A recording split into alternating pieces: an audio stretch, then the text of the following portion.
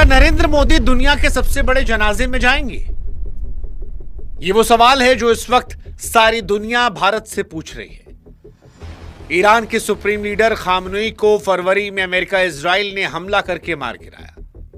वो खामनेई जिसने 36 सालों तक ईरान पर लोहे की मुट्ठी से राज किया।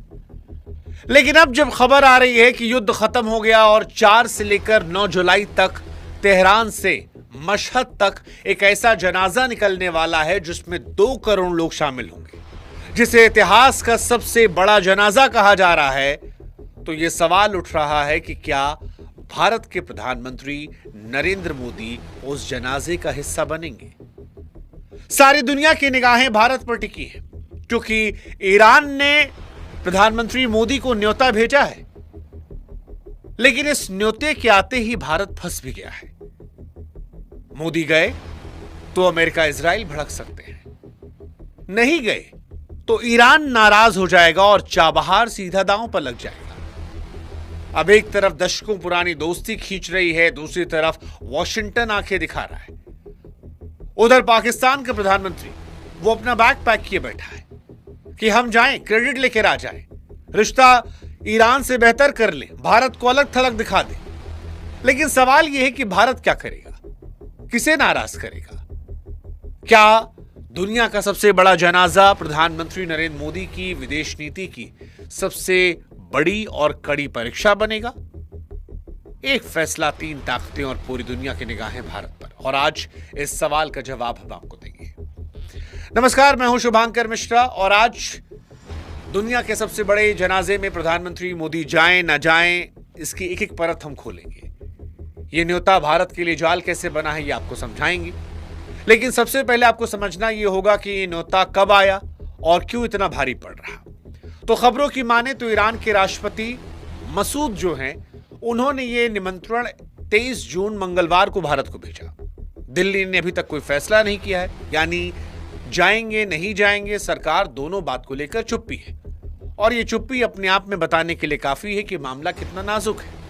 क्योंकि आप खुद सोचिए कि भारत एक ऐसे मोड़ पर खड़ा है जहां एक तरफ ईरान है, वो देश जिसके साथ भारत का चाबहार पोर्ट का बड़ा दांव लगा है, जो भारत को पाकिस्तान को बाईपास करके अफगानिस्तान, मध्य एशिया तक पहुंचाता है, और जो भारत की ऊर्जा सुरक्षा और पश्चिम एशिया की पूरी रणनीति से जुड़ा है।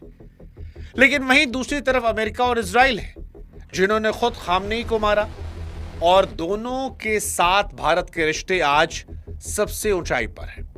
इसलिए अब आप ही बताइए कि जिस आदमी को अमेरिका इजराइल ने मारा, उसके जनाजे में अगर भारत का प्रधानमंत्री खड़ा दिखे तो वॉशिंगटन और तेल अवीव क्या सोचेंगे? और अगर मोदी नहीं गए तो तेहरान इसे क्या मानेगा? एक दोस्त की बेरुखी? दिलचस्प बात यह है कि भारत में भी इस मौत की गूंज सुनाई पड़ी थी। श्रीनगर से लेकर लखनऊ तक खामनेई के पोस्टर लेकर शोक जुलूस निकले थे।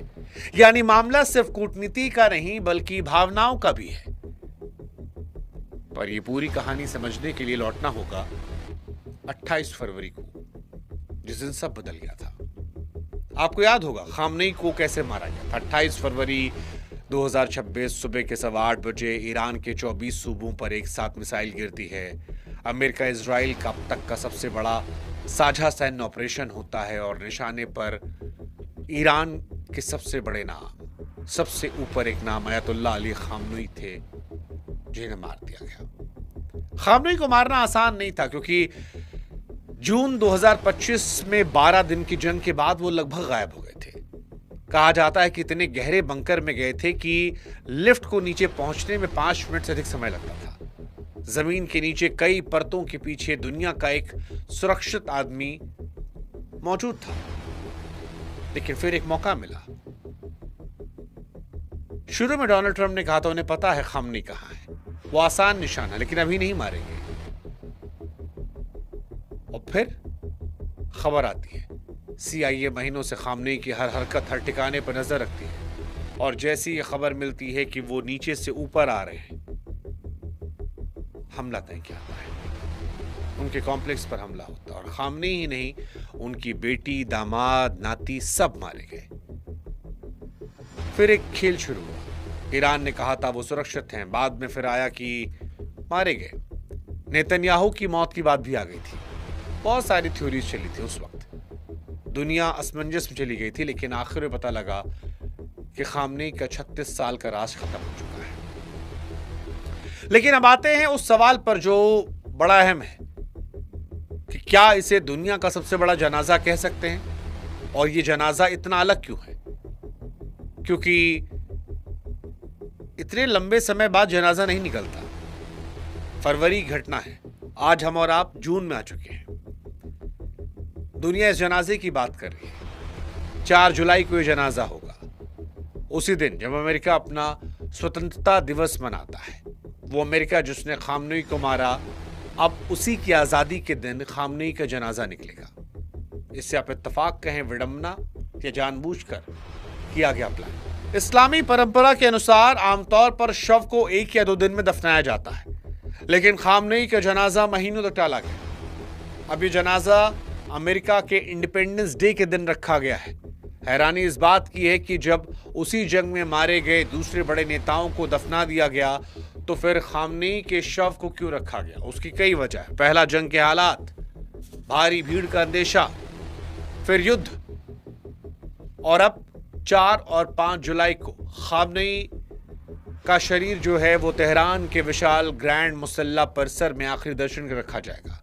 6 जुलाई को तेहरान में जुलूस, 7 को धार्मिक शहर कुंभ में समारोह, और फिर सबसे खास इराक की सरहद पार नजफ और करबला की पवित्र दरगाहों में भी प्रार्थनाएं होंगी। यानी ये सिर्फ ईरान का जनाजा नहीं होगा, बल्कि पूरे शिया जगत का सरहदों के पार फैला एक आयोजन है। और फिर 9 जुलाई को मशहद में इमाम रजा की दरगाह में उन्हें दफनाया जाएगा। अब वो आंकड़ा जो सबको चौंका रहा है, ईरान के अधिकारियों की माने तो 3 शहरों को मिलाकर करीब 2 करोड़ लोग इस जनाजे में शामिल होंगे।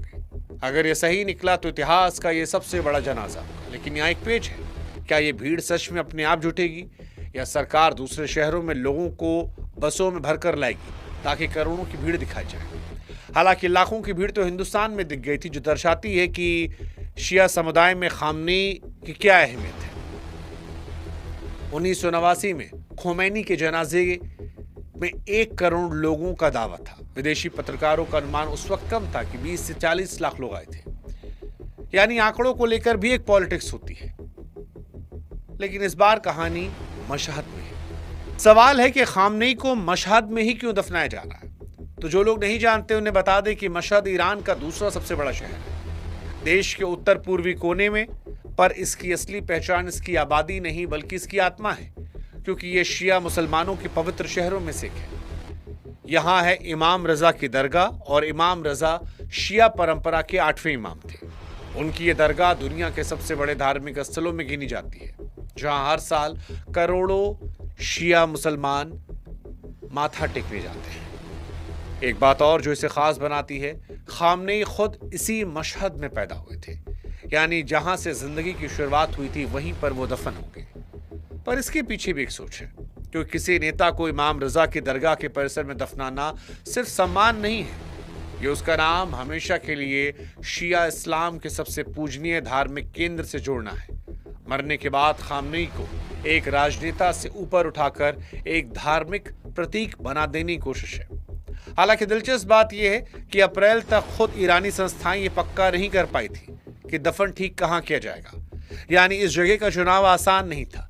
ये सोच समझकर भेजा गया संदेश है। अब वापस लौटते हैं उस सवाल पर जिससे कहानी की शुरुआत हुई थी, भारत मोदी और वो फैसला जो आसान नहीं। सवाल कि मोदी जाएं या ना जाएं। खामनेई की मौत के बाद दुनिया के सबसे बड़े जनाजे में जाने में भारत और प्रधानमंत्री मोदी की मजबूरी क्या है? तो देखिए, एक तरफ ईरान, जैसा हमने बताया, चाबहार जो है वो भारत के लिए सिर्फ बंदरगाह नहीं है, ये भारत के लिए वो चाबी है जो पाकिस्तान का दरवाजा बंद होने पर अफगानिस्तान और मध्य एशिया का रास्ता खोलती है। दशकों की मेहनत, अरबों का निवेश और एक भरोसेमंद रिश्ता। ईरान से दूरी भारत को महंगी पड़ सकती है, लेकिन अमेरिका आज भारत का एक बड़ा रणनीतिक साझेदार भी है, ये भी सच है। व्यापार, तकनीक, रक्षा, हर मोर्चे पर। इजराइल भी भारत का एक भरोसेमंद हथियार, तकनीक सप्लायर है। इन दोनों ने मिलकर खामनेई को मारा है। ऐसे में उनके दुश्मन के जनाजे में भारत के पीएम का खड़ा होना एक बड़ा कूटनीतिक संदेश होगा और ये वॉशिंगटन को चुभ सकता है। यही एक परत जुड़ती है क्योंकि ठीक इसी जून की 17 तारीख को ट्रंप और ईरानी राष्ट्रपति ने स्विट्जरलैंड में एक समझौते पर दस्तखत किए, जहां 4 महीने से चल रहे युद्ध को खत्म करने के लिए 60 दिन का रोड मैप तैयार किया गया। अब ऐसे नाजुक वक्त में भारत को हर कदम संभल कर चलना होगा, लेकिन सवाल यह भारत के पास रास्ता क्या है? इसका जवाब इतिहास देता है। आप याद कीजिए मई 2024 जब ईरान के तत्कालीन राष्ट्रपति इब्राहिम राइसी की हेलीकॉप्टर हादसे में मौत हुई थी, तब भारत ने एक दिन का राष्ट्रीय शोक घोषित किया था और एक उच्च स्तरीय प्रतिनिधिमंडल तेहरान भेजा था। तब प्रधानमंत्री खुद नहीं गए थे, बल्कि उस वक्त जो हमारे उपराष्ट्रपति थे जगदीप धनखड़ साहब, वो गए थे। यही वो बीच का रास्ता है जिस पर भारत इस बार भी चल सकता है कि सम्मान भी दिया जाए और सीधे टकराव से बचा भी जाए। इस बार भी शायद यही हो सकता है। ऐसा हो सकता है कि मोदी खुद न जाए, भारत के किसी वरिष्ठ प्रतिनिधि को भेजकर शिष्टाचार निभा दे। लेकिन ध्यान रखिए कि इस बार हालात रईसी से कहीं ज्यादा गर्म है, क्योंकि इस बार मरने वाला व्यक्ति ईरान का सुप्रीम लीडर है। वो व्यक्ति जिसके भारत में भी करोड़ों चाहने वाले हैं और मारने वाले भारत के दोस्त। यही इस पूरे खेल में किरदार है जो भारत के फैसले को मुश्किल बना रहा है। उधर पाकिस्तान के प्रधानमंत्री शहबाज शरीफ इस जनाजे में शामिल होने की तैयारियों में बड़े पगलाए हुए हैं। शहबाज इस पूरे युद्ध को रुकवाने वाली मध्यस्थता में भी आगे रहे, यानी ईरान में उनकी पैठ पहले से गहरी हुई है। अब अगर पाकिस्तान का पीएम वहां मौजूद है, भारत गायब रहे, तो ईरान के साथ रिश्तों में क्या यह फर्क पड़ेगा? ये दबाव भी है जो भारत को आसानी से ना कहने की इजाजत नहीं देता। वैसे सवाल यह भी है, क्या 2 करोड़ की भीड़ को संभाला सकता है? जवाब इतिहास में छिपा है। 1989 साल 1989 में जब इस्लामिक गणराज्य के संस्थापक अयातुल्ला रुहुल्लाह खोमैनी का जनाजा निकला था, तब करीब 1 करोड़ लोग उमड़े थे। उस वक्त की ईरान की कुल आबादी का लगभग 6ठा हिस्सा, और आज भी दुनिया के सबसे बड़े जनाजों में उसे गिना आता है। पर वो दिन इतिहास में सिर्फ भीड़ के लिए नहीं बल्कि त्रासदी के तौर पर भी दर्ज है, क्योंकि इतनी भीड़ उमड़ी कि भगदड़ मच गई। 8 लोगों की जान गई, हजारों लोग घायल हुए। अब अधिकारी वो दोहराना नहीं चाहते। 1 करोड़ नहीं 2 करोड़ का दावा है। एक ऐसे देश में जो अभी 4 महीने की जंग से उबर रहा है, टूटी हुई अर्थव्यवस्था, घायल नेतृत्व, सड़कों पर मानवता का समंदर, सुरक्षा का डर, सिर्फ भगदड़ का डर नहीं है। 2024 में जब राइसी के जनाजा था, तब उसी दौरान तेहरान में हमास के नेता इस्माइल हानिया को मार दिया गया था। यानी ईरान में तो जनाजे की बीच भी निशाना बनाया जाता है। इसी डर से कई विदेशी मेहमान वहां जाने से कतराते हैं, और इन सब के ऊपर एक रहस्य भी मंडरा रहा है। खामनेई के बाद ईरान को उसका नया सुप्रीम कमांडर, खामनेई के बेटे मुश्तबा खामनेई, जिन्हें 8 मार्च को जिम्मेदारी मिली थी, जिन्हें अपने पिता से सख्त मानता है, जिनको लेकर अब तक ये बात हैरान कर रही है कि वो सार्वजनिक तौर पर गायब है, जिनके बारे में अटकलें चल रही हैं कि वो घायल हैं, कोई कोमा का बात कह रहा है। क्या उनको भी टारगेट किया जाएगा? या फिर इस पल को, इस जनाजे को सिर्फ शोक नहीं, ईरान दुनिया में ताकत दिखाने के लिए भी एक मौके के तौर पर इस्तेमाल करें? कई सारे सवाल हैं जो लोगों के मन में आएंगे। खैर, भारत के फैसले पे आते हैं। कहानी आकर यही रुकती है कि दुनिया का जनाजा तैयार है, सबसे बड़ा 2 करोड़ लोग, 3 शहर और सरहद पार तक फैला मातम। ईरान का न्योता भारत की मेज पर है, भारत खामोश है। पर यह सिर्फ एक जनाजे में जाने न जाने का सवाल नहीं है। सवाल है कि भारत आज किस तरफ खड़ा होगा, पुरानी दोस्ती ईरान के साथ या नई ताकत अमेरिका इजराइल के साथ?